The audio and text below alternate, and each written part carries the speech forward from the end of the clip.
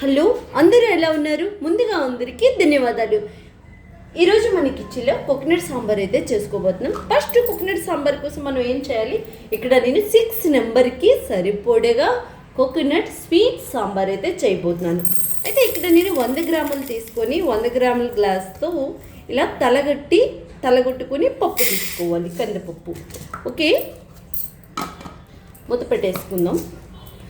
కందిపప్పు తీసుకున్న తర్వాత దీన్ని మంచిగా కడిగిసుకుందాం. కందిపప్పు మనం ఇలా కడిగి పెట్టుకున్న తర్వాత ఒక మాదిరిగా టమోటాని తీసుకోవాలి, మాదిరిగా ఉల్లిపాయని కూడా తీసుకోవాలి.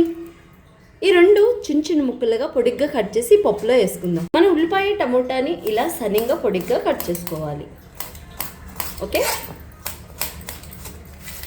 ఉల్లిపాయ ఇలా కట్ చేసుకున్న తర్వాత టమోటా కూడా అంతే. ఓకే, కట్ చేసుకున్న తర్వాత ఇదే పప్పులో వేసేసుకోవాలి. ఇంక ఈ పప్పులో ఏమీ వేయకండి. ఇవి వేసాక మూత పెట్టేసి ఒక మిడిల్లో 6-5 విజిల్ ఇస్తే మెత్తగా అయిపోవాలి ఈ స్వీట్ కోకోనట్ సాంబార్ కోసం. చూడండి, నేను పప్పులో ఏమేసాను, ఉల్లిపాయ టమోటా మాత్రమే వేసాను. కుక్కర్ మూతని క్లోజ్ చేసేసి ఇట్లా విజిల్ పెట్టుకొని వెలిగించుకుందాం. అయితే ఇక్కడ మనం కోకోనట్ సాంబార్ కోసం ఏమేమి ఇంగ్రీడియంట్స్ తీసుకున్నానో చూసిండి. 1 ముల్లంగి దుంప, నేనేతగా ఉన్న ముల్లంగి దుంప తీసుకున్నాను. 3 నేతగా ఉన్న ముల్లంకాయలు తీసుకున్నాను. 3 దోరగా ఉన్న టమోటాలు, మిడిల్పాటి 3 టమోటాలు తీసుకోవాలి. 2 మిడిల్పాటి ఉల్లిపాయలు తీసుకోవాలి. 1 క్యారెట్ తీసుకోవాలి. అలాగే 1 కొబ్బరి ముక్క కూడా తీసుకున్నాను. ఇందులో సగం మాదిరిగా కొబ్బరి పడుతుంది మనకి. దీన్ని తీసుకొని మిక్సీ పట్టుకోవాలి. అయితే ఫస్ట్ ఇవన్నీ ముక్కలు మాదిరిగా చేసుకుందాం, వచ్చేయండి. స్టవ్ పైన బాండి పెట్టుకున్నాము. ఈ బాండిలో 3 స్పూన్స్ వరకు నూనె అయితే మంచిగా పోసుకోవాలి. 1/2 స్పూన్ వరకు ఆవాలు వేయండి.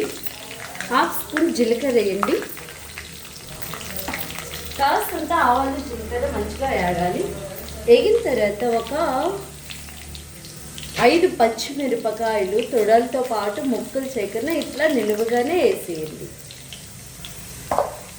పచ్చిమిర్చి కాదు, ఎండుమిర్చి. సారీ, మర్చిపోయాను. సో ఎండుమిర్చిని ఎక్కువ వంటలను పచ్చిమిర్చి వాడతాను కాబట్టి పొరపాట్లో అలా వచ్చేసింది. ఓకేనా, ఈ ఎండుమిర్చి అనేది ఇలా వేగిన తర్వాత మనం తీసుకున్న ఇంగ్రీడియంట్స్ అన్ని ఇట్లా కట్ చేసేసాను అనమాట. సో ముల్లంగి దుంపలు వచ్చేసి రౌండ్గా పల్సగా చక్రాల మాదిరిగా కట్ చేసుకోవాలి. ఓకే, టమోటాలు ఇలా ఈ మాదిరిగా ఇలా ముక్కల మాదిరిగా చేసుకోవాలి. ఓకే, ముల్లంకాయలు కూడా ఈ ముక్కల మాదిరిగా చేసుకోవాలి. ఉల్లిపాయలు కూడా అంతే, కాస్తంత పెద్ద ముక్కల మాదిరిగా మనం చేసుకోవాలి ఇలా. ఓకే, ఇప్పుడు ఈ ముక్కలన్నీ ఇందులో వేసేస్తాను. జస్ట్ మీకు అవి ఎలా కట్ చేసానో మాత్రమే చూపించడానికి కొంచెంగా వేసుకున్నాము. ఓకే, ఇవన్నీ వేసుకున్న తర్వాత ఒకసారి మనం కలిపిస్తున్నాము. ఓకే, ఇలా కలుపుకున్న తర్వాత దీంట్లో మనం సాల్ట్ని కూడా వెంటనే మనం యాడ్ చేసుకోవాలి. సాల్ట్ అనేది వేగంగా ముక్కలతో పాటు వేసుకుంటే ఏంటంటే ముక్క వేగంగా ఉడికిపోతుంది అనమాట. ఓకే, ఒకసారి సాల్ట్ అంతా ముక్కలకు పట్టేలా మనం కలిపించుకొని గ్యాస్ని మిడిల్లో పెట్టి మనం దగ్గరుండి ఈ ముక్కలు సాఫ్ట్గా వేగేదాకా ముక్క మనం పట్టుకుంటే సాఫ్ట్గా మన చేతికి తగలాలి. అప్పటిదాకా గ్యాస్ని మనం మిడిల్లో పెట్టి వేగించుకుంటూ ఉండాలి. దగ్గరుండి చూసుకోండి, మాడిపోతుంటాయి. మాదిరిగా చింతపండుని తీసుకొని, ఇది ఎక్కువ శాతం గుంజు పులుపు ఉంటుంది, టేస్ట్ కూడా అలాగే ఉంటుంది. ఎందుకంటే ఇది అమ్మ వాళ్ళ ఇంటి నుంచి వచ్చిన కొండ చింతపండు. ఓకే, వీటిలో మనం దీన్ని నానబెట్టుకుందాం. ఈ మాదిరిగా కొబ్బరి ముక్కలు తీసుకొని దీన్ని మెత్తగా మిక్సీ పట్టుకోవాలి. మన ముక్కలు ఎలా ఉడికిపోయో చూసేయండి ఒకసారి. సో మన ముక్కలు అయితే మంచిగా ఉడికిపోయాయండి. సో వెరీ నైస్, సాఫ్ట్గా అయిపోయి. ఎలా సాఫ్ట్గా అయిపోతుందంటే మీకు చూపిస్తాం. జస్ట్ ఇలా మనం అంటే ఇలా ముక్క వచ్చేస్తే ఆ ముక్కలు మనకి ఉడికిపోయినట్టే. క్యారెట్ కూడా అంతే, సేమ్. చూసారా, ఇట్లా సాఫ్ట్గా అయిపోయాయి ముక్కలన్నీ. ఇప్పుడు ఇందులో మనం చింతపండుని నానబెట్టుకున్నాము కదా, దాని జ్యూస్ తీసుకొని వేసుకుందాము. మనం తీసి పెట్టుకున్న చింతపండు పులుసుని ఇందులో వేసేసుకుందాము. ఓకే, ఇది ఉట్టి పిప్పిలే, ఇంకా దీన్ని పక్కన పెట్టేసుకుందాం. ఓకే, ఇలా చింతపండు వేసుకున్నాము కదా ఈ ముక్కల్లో. ఇప్పుడు గ్యాస్ని మనం ఐలో పెట్టచ్చు. ఓకే,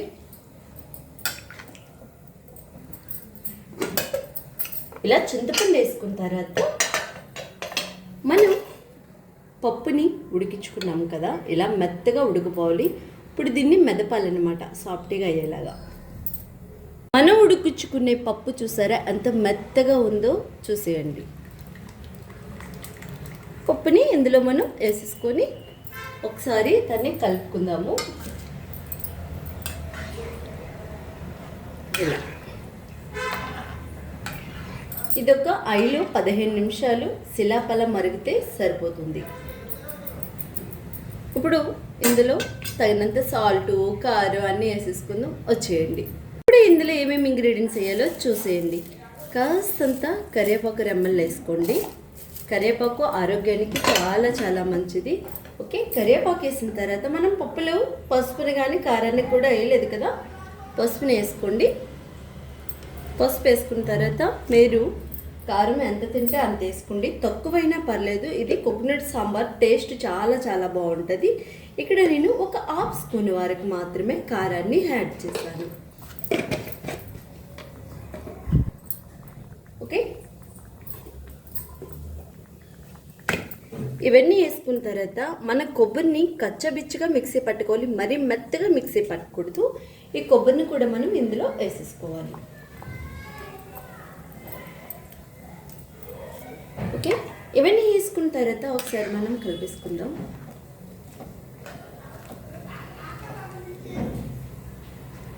మనం ఇందాక సాల్ట్ని ముక్కలు వేగినప్పుడే కదా వేసుకున్నాము. ఇప్పుడు ఈ స్వీట్ సాంబార్కి సరిపడగా సాల్ట్ని మనం వేసుకోవాలి. తగ్గించేయండి, సాలపోతే మనం ఇంకొకసారి కూడా వేసుకోవచ్చు. అదే ఎక్కువైతే మనం దాని నుంచి తీయలేమన్నమాట.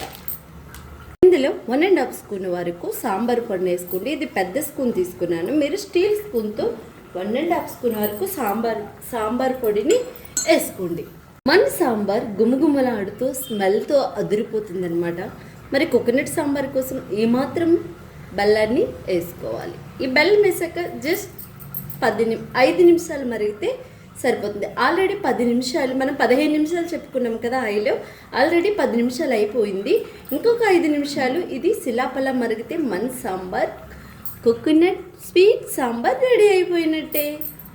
మన స్వీట్ సాంబార్ నిజంగా చెప్తున్నాను, నా మాటల్లో నేను చెప్పడం కదా, ఒకసారి నేను ఏవేవి ఇంగ్రీడియంట్స్ ఇక్కడ వేసానో కోకోనట్ స్వీట్ సాంబార్ కోసం అవే ఇంగ్రీడియంట్స్ మాత్రమే వేయండి. ఇంకా ఎక్స్ట్రా ఇంగ్రీడియంట్స్ యాడ్ చేయొద్దు, అస్సలు టేస్ట్ బాగోదు. ఓకేనా? ఈ సాంబార్ దోశ, ఇడ్లీ, వేడివేడి అన్నంతో కూడా తినొచ్చు. టేస్ట్ అయితే వేరే లెవెల్ వస్తుంది. ఓకేనా? ఈ వీడియో మీకు ఎలా అనిపించింది? ప్లీజ్ చూసిన ప్రతి ఒక్కరు కూడా ఒక లైక్ చేయండి. ఈ సాంబార్ మీ ఇంట్లో ఎలా వచ్చిందో కామెంట్ చేయండి. నెక్స్ట్ మంచి సరికొత్త వీడియోతో మనం మళ్ళీ కలుసుకుందాం. అంతవరకు మీ అందరికీ బాయ్ బాయ్. మన ఛానల్లో చాలా ఆకుకూరలతో చాలా వీడియోస్ ఉన్నాయి, డిఫరెంట్ వంటకాలు ఉన్నాయి, కర్రీస్ ఉన్నాయి.